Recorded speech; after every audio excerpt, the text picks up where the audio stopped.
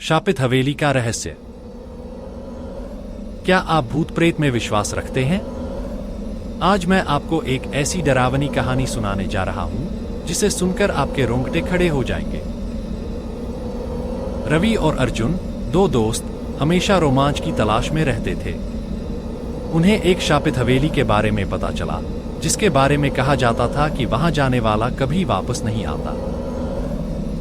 उन्होंने उस हवेली में जाकर सच्चाई का पता लगाने का फैसला किया। आधी रात को वे टॉर्च और कैमरे के साथ हवेली में दाखिल हुए।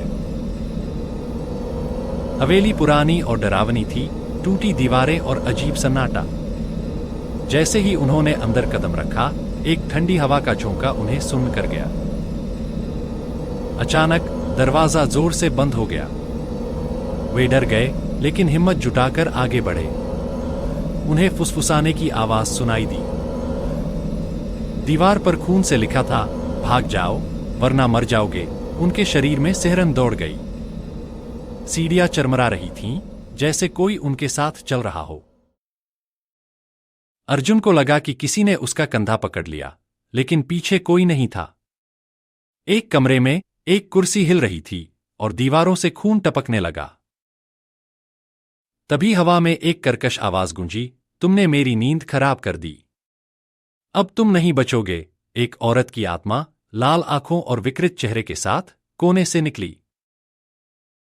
रवि को याद आया कि भूत प्रेतों से बचने के लिए हनुमान चालीसा पढ़नी चाहिए।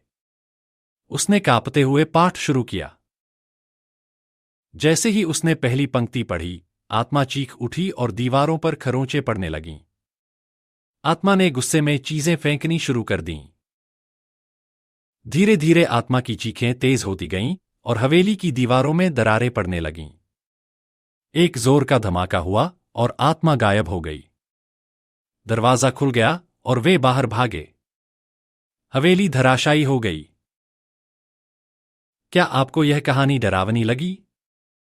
अगर आप ऐसी और डरावनी कहानियां सुनना चाहते हैं तो हमारे चैनल को सब्सक्राइब करें, वीडियो को लाइक करें और कमेंट में बताएं कि आपको सबसे डरावना हिस्सा कौन सा लगा।